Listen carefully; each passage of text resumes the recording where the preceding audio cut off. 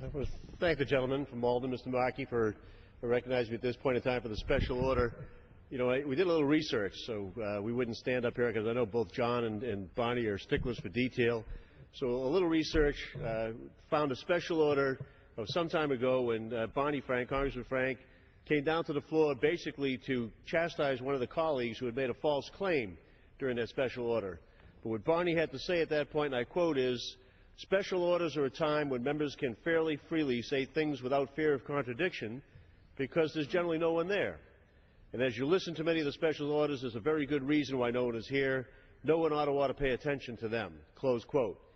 Well, Barney and John, today people ought to pay attention to what we're saying at this particular special order, because you have both served the Commonwealth of Massachusetts and the United States for a long period of time, ably, and in a way that nobody should forget and everybody should want to talk and recount.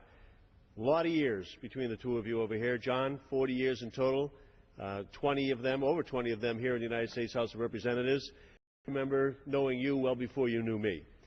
Back when John Olver was a senator in the state of Massachusetts, as a young student at the time, I had the responsibility of janitorial services and cleaning up that state house.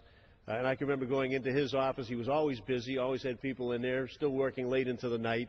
But we were going around emptying barrels and vacuuming rugs, and he was always generous and kind to us at that point in time. But I noted how busy he always was getting detail, and that never changed. When I later had the opportunity to come here to the House of Representatives and be a colleague of John's, just as others have recounted before me, he's meticulous in his detail, knowledgeable about every subject matter upon which he spoke or which he acted, and he had so much. It would be unfair, after over 20 years, to say that John Olver had a specialty in just one area, because like every member, you have to know a lot about a lot of different subjects and work very well with your staff to make sure that you have all the information that you need. And John was a leader and knowledgeable in a number of different areas. What he did for his part of the state will not be forgotten anytime soon by people there, whether it's getting designated a national heritage area for his region and so much more. But we will remember for the work that he did, particularly with appropriations on transportation matters. And my district will remember John for the work he did because, as Richie noted and Bill before me, he oftentimes knew exactly what your district needed and knew how to help you get it. And so I can go to various parts of my district now, John, and see projects that are there because of your help, because of your knowledge of what went on and your focus and persistence in making sure that they were funded. Most recently was the city of Amesbury, which opened up a transportation center, which also houses its Veterans Office and its Council on Aging. And I mentioned to those folks who were there the work that you had done in helping us do that. They are all incredibly grateful, as are so many other people throughout my district and the districts of all of our colleagues here, for the work that you did and the time you spent on our district's needs as well as taking care of your district's needs. So I want to thank you for that and share the appreciation of all the people in my district. Now, up until a couple of weeks ago, Barney's office was around the corner from mine.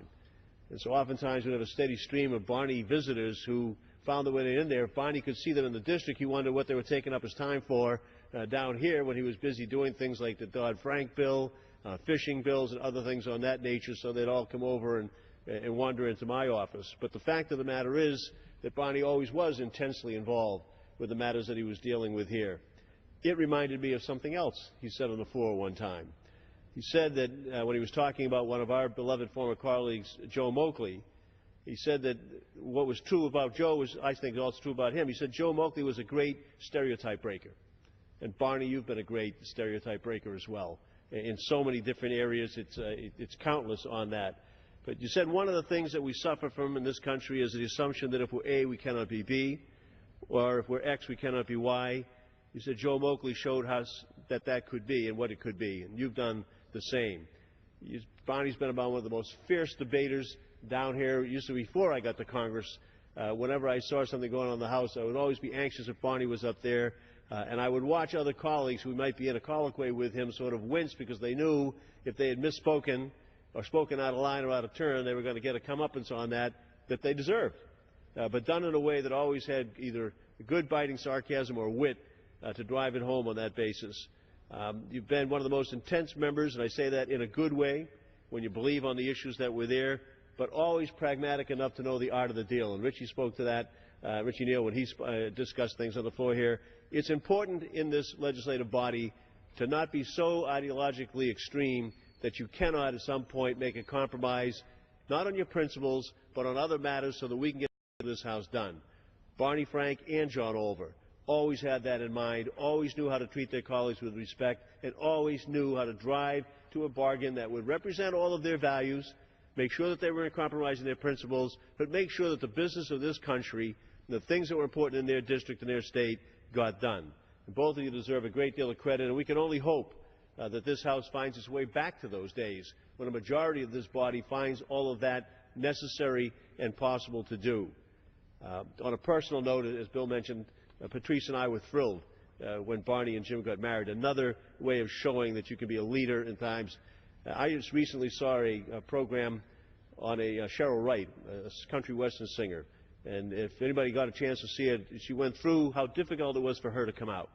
And I was moved by that show because it reminded me of what it must have been for Barney or for anybody else in public life to have to come out not knowing what the reaction of your own family or your friends or their colleagues or anybody in public is going to think about that, and take the risk to do it. And that is certainly one thing that this body and this country will always remember. Whether it's our fishermen, the gay, lesbian, transgender community, so many Massachusetts residents are going to remember Barney Frank for all that he did, as they are going to remember John Olver on that. We're going to miss both of you fellows down here. And John, we wish you and Rose only the best in your future. I know you're going to keep busy in so many ways that you can. And Barney, you and Jim are going to be busy, but not too busy, I hope, to come and share some dinners with Patrice and I.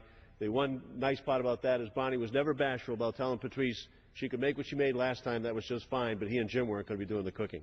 So good luck to both of you, and thank you for letting us share your comradeship and be colleagues of yours. Thanks for all that you've done for the country and the Commonwealth in your districts. Yield back.